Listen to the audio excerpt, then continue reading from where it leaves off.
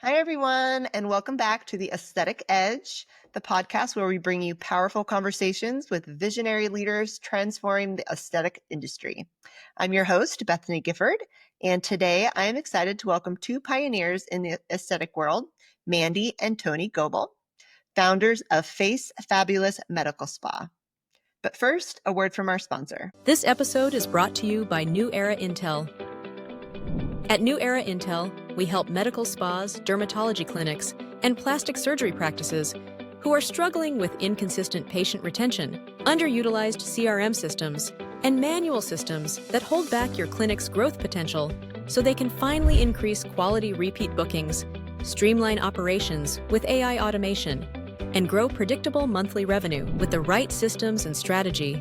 They're able to create a premium, seamless patient experience while freeing up their team to focus on what they do best. If you would like to take your business to the next level, head over to neweraintel.com to get started. Face Fabulous is redefining facial rejuvenation with a boutique, education-first approach, prioritizing natural results, continuative care, and real human connection over industry trends. Mandi leads on the clinical side as the advanced injector, while Tony brings his military precision to operations, ensuring systems run smoothly behind the scenes. Together, they have created something truly special. Let's dive in. Welcome, Mandi and Tony. Thank you for being on the show today. Hey, thanks for having us. Yeah, thanks for having us, Bethany. So to kick things off, tell us a little bit about your origin story. What led you to create Face Fabulous, and how did the move to Clarksville come about? So I actually was working as a nurse in California, in Monterey, in wound care. That was my specialty, and I had done that for many years. And I don't know, I got tired of working in the hospitals. I got tired of the insurance companies dealing with all of that, and it just really put me off on healthcare in general. But I can't be a stay-home person. So I was close to Arizona, and I went to the National Laser Institute in 2011. And I learned everything I could. I went back like 3 more times and just really tapped into something that I thought, well, this looks fun. I should do this. We moved from California to Kansas, which is where Face Fabulous actually was born. We moved there in 12. I took my time just trying to figure out what I really wanted, because I didn't know anything about business. I'm not a business person. I'm a nurse. So I just went for it. In January 2014, Face Fabulous came to be. I love the word fabulous, and it's about your face. And that's how that started. It's so perfect. It just kind of caught on. Didn't know what I was doing, right? So just kind of fumbled through it. I mean, I knew what I was doing with the injection part, but I mean, you don't really know what you're doing when you just start out. So I was fortunate to have patients and friends and family that really embraced and supported me and were patient with me and getting all my systems and processes in place. And then after my divorce, I moved to Clarksville. And that is when I opened this location in 19. And then my husband now has joined forces with me. And it really does make a huge difference when you have just a big support behind you. And Tony has been so great at like just launching me further, because he's always pushing me to be better, which sometimes I just wish he would stop. But I get tired. I'm like, I need a break. I'm so tired. You got this, and he'll keep pushing and pushing. And so we're always trying to raise that ceiling. But it did start in Kansas. I just closed that one down last year. However, I still love and miss my patients. I still hear from some of them, and some of them do come here to Tennessee, which is pretty awesome. I bet they do. Yeah. So sounds like you guys are an absolute power team, which I love. Could you share a little bit each about your role and how it kind of fits into the bigger picture? Mandi, we know that you're the main injector, but Tony, how does your role fit into it? So when I came on board after she first opened, my role was basically I just did buys. So I had a little bit of background in operations through the Army. So I looked at her systems and processes and asked questions that maybe because she had been staring at the problem for so long, I said, why are you doing it this way? And then she would, answer. And I'd say, okay, so do you realize you have redundant systems that, you're costing your money, but they're not necessarily, they do the same thing. So we started weeding through some of that. So that was the initial part of that. And I was still soldiering. It wasn't until I retired that I really started kind of taking a back, and then we could talk more about what she needed as far as advertisement goes. So we watch a lot of restaurant stuff. So I'm the front of the house and she's the back of the house. It's If fair. to kind of help kind of draw that analogy, but Yeah. I look at everything like I'm looking up and out and she's down in it, right? So I'm looking up and out trying to, hey, how do we project grow business? How do we advertise? Okay. And then I do a little bit of down and in the systems and processes, and that's where my military stuff come into play. Mm-hmm. So I've kind of taken that and turned it into and ask her those questions like why don't we use this? Like why do we do it this way? So that's my role is day-to-day operations, and hers is the injections. I guess to sum it. I like it that way. Yeah, that is a perfect team. Perfect. You got I always sometimes use people the can do yellow- both, but you Yeah. know, when you have a solid mind here and a solid talent here and you put them together, it's obviously working for you. So that is amazing. So both of you, this is kind of for both. What major shifts are you seeing in the aesthetic space industry right now? And it could be, cosmetic or operational. What I'm seeing personally, and I'm so happy to see it. I have been waiting for this to happen. People are starting to care more about the things that they put in their body. So that regenerative side of aesthetics is starting to really become a trendy thing. And I've just been over here by myself. Now, the science and stuff behind biofiller, I mean, it's not new, just the conversion from plasma into the filler form with heat is new, right? I believe in that. I've been injecting just PRP into the face forever. That's how I've maintained my own, really. So I knew what it was doing, but then I just ran with it and I saw a gap in the market. So I pivoted, shifted, changed everything and started targeting women over 40 because we're kind of a forgotten group. And as I age in my own personal life, I don't want big fat lips and I don't want you to give me big fat cheeks and I don't want your bubblegum aesthetics. I just don't want that. So I started just changing my focus to, okay, you want lip filler, to can you tell me why you want lip filler? And then when they start doing that, they don't even leave with lip filler. Why? Because it's not the problem. And so I've just shifted it more into education in all your systems, your nutrition, I mean, your sleep, your stress, all those things can really affect your aging process. But I like to attack it from a more natural perspective. Now, that doesn't mean that I'm not going to throw a neurotoxin or I won't use a filler or anything like that. There's just an appropriate way to do things so that your patient doesn't look weird. I'm so tired of seeing weird people. The Fat natural mouth. trend is coming back, which is great. Thank God. I have been so unpopular by myself this whole time because I Telling ya. refuse to do every trend that blows out there. You were ahead of the game. You just didn't know it yet. So. I didn't want to brag, but toot toot. So on my side, what I see, Bethany, is so advertisements changed. It's gone from paper to digital to social media. Yeah. Huge, right? AI. So I'm a 60s baby.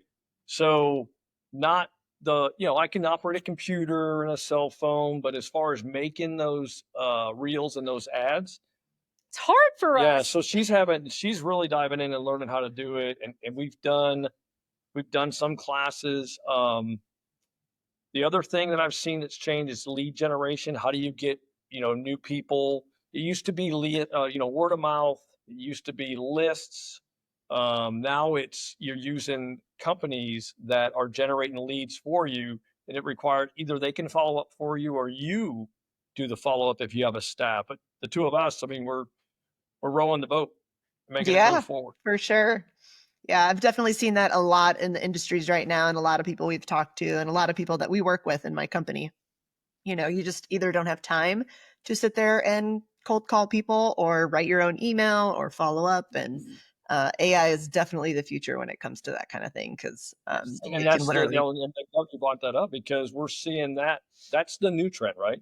Mhm. So the lead generation has all these AI functions on it too, if you want to turn them on and pay for Yep, it's amazing. The possibilities are endless for sure.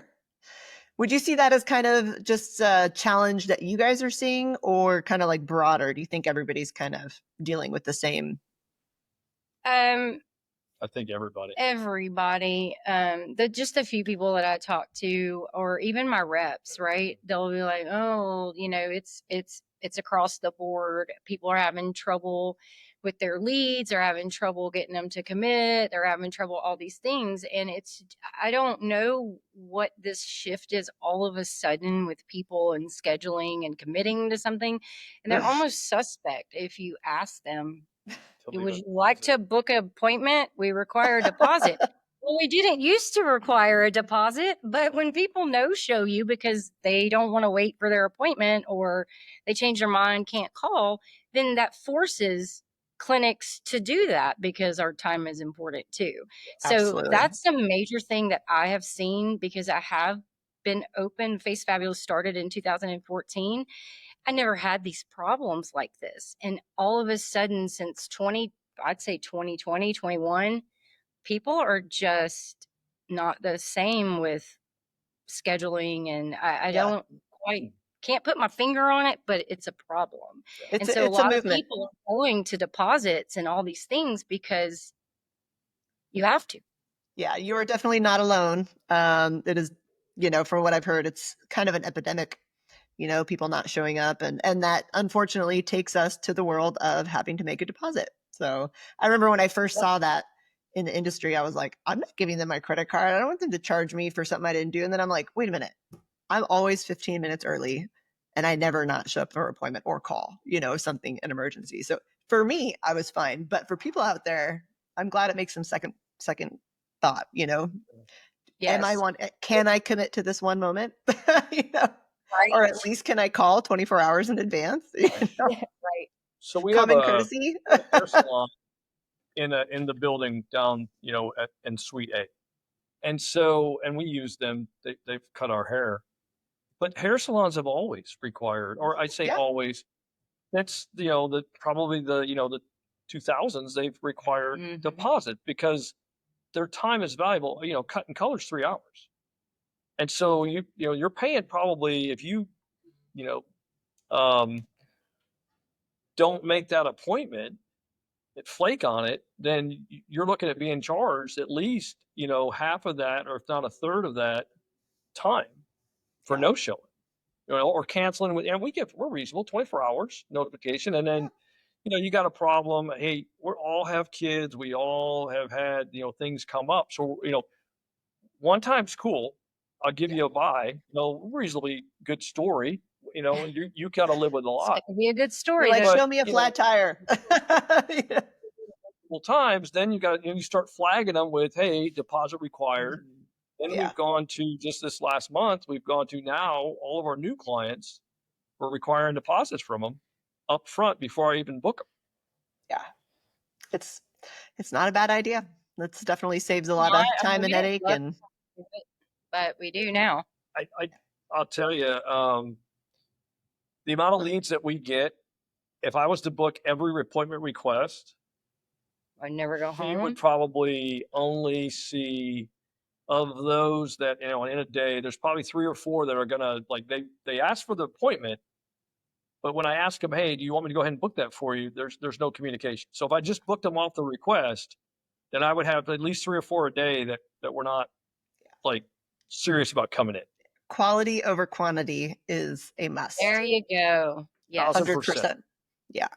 Yep. We don't want those group honors that, Yep. are scanning through No, and every single Groupon to the point where, they're just testing the waters. So.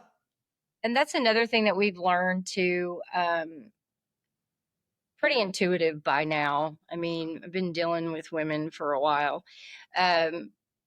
If somebody gives me that feeling up front, I don't even chase you. I don't want you as a client. If you're going to get combative before you even have one, you're not coming into my office. And I do have the right to do that. If I don't even like your vibe, even, I'm not for you, because I don't have to put up with negative energy. So I'm not going to. That was one It's thing that your I had to choice. learn Yep. because I was thinking we're leaving money on the table.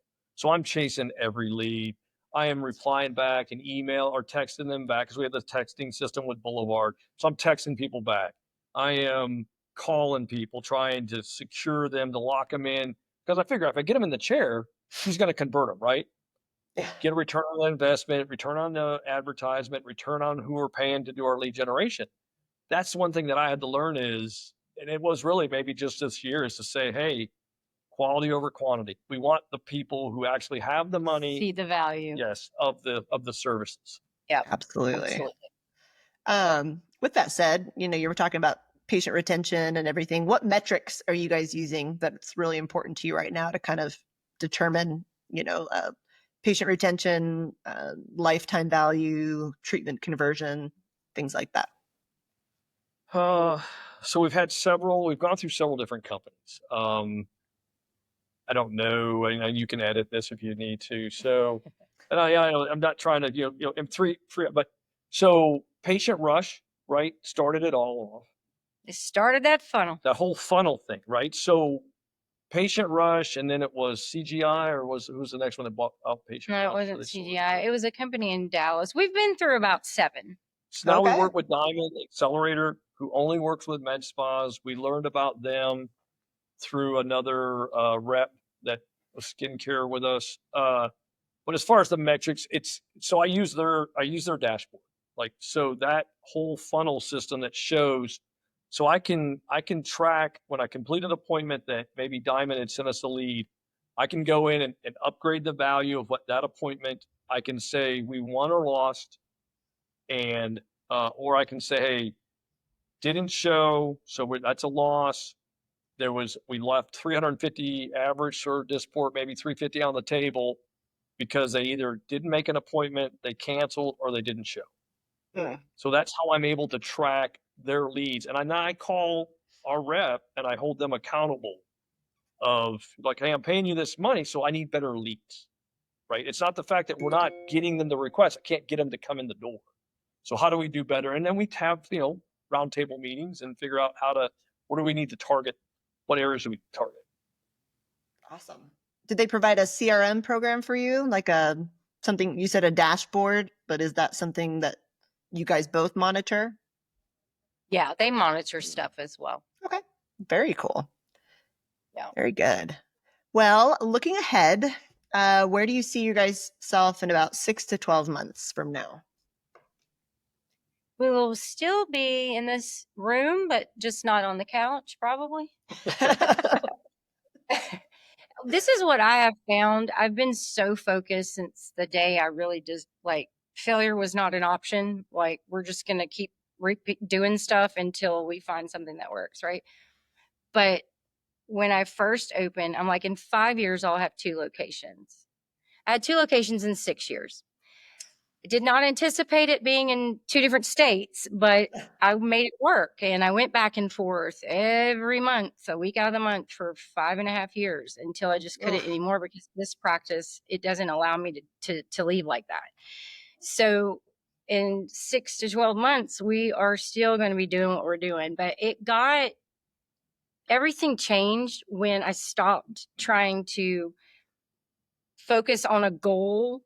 I mean, I always have goals, but now I focus on the outcome and what I'm actually doing. And once you eliminate focusing on the dollar sign or your bottom line or staying on top of the latest trend and all these things, it takes focus off of why you're really there. And it kind of makes you just kind of hate it. It burns you out.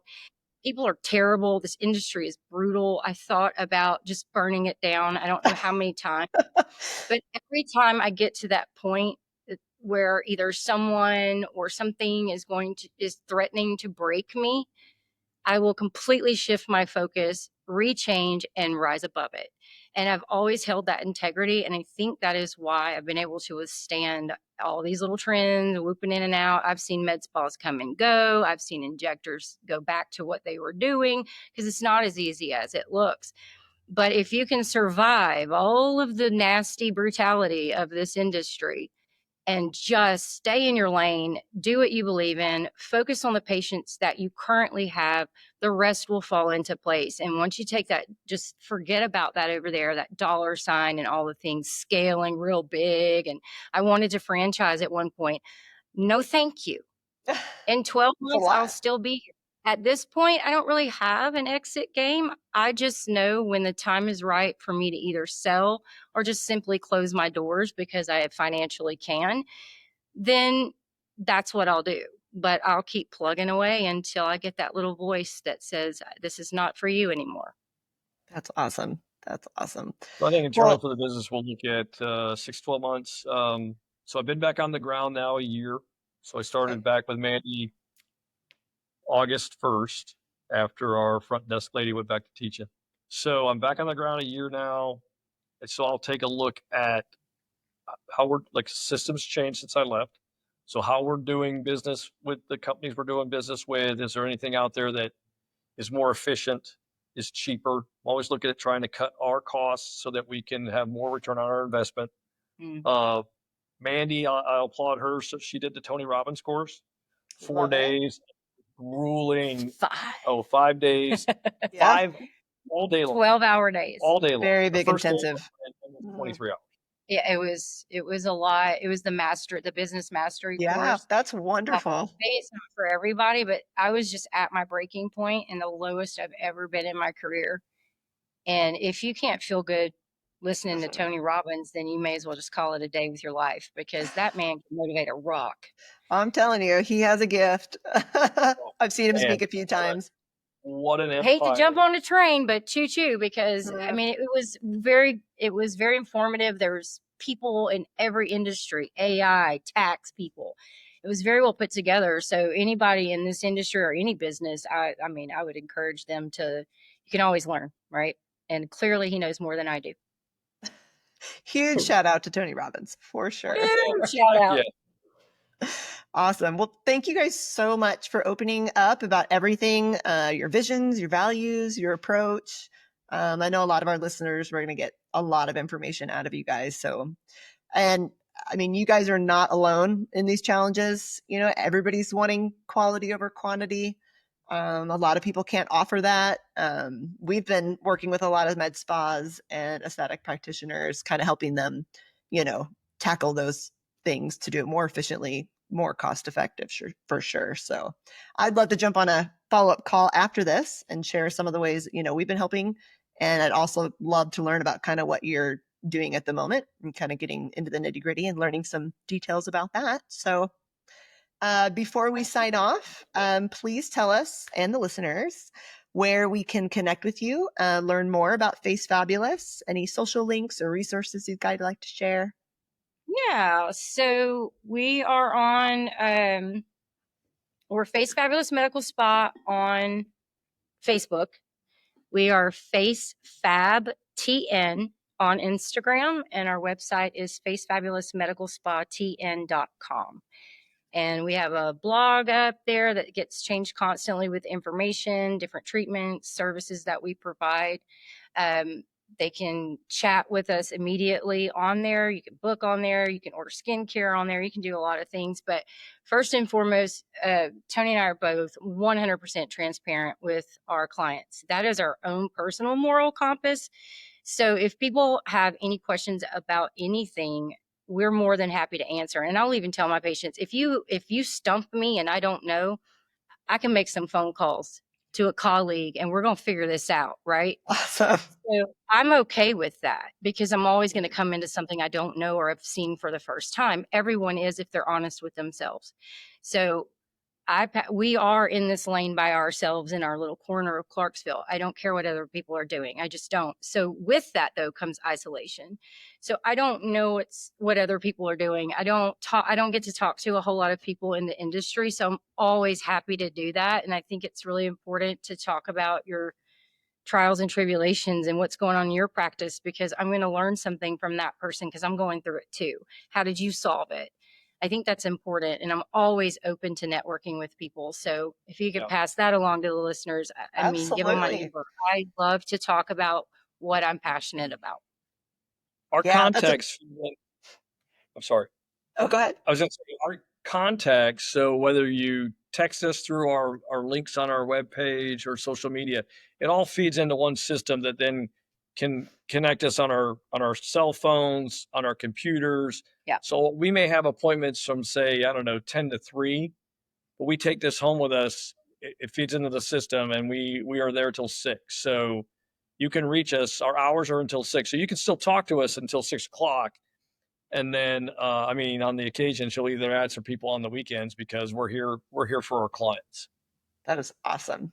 Well, that is one of the main points of our podcast here is, sharing information and getting connected with other people, networking, learning about other people's struggles and wins, and all learning from each other. So this has been absolutely amazing. Thank you so much, Mandi and Tony, for jumping on with us. And we look forward to seeing you on the next episode.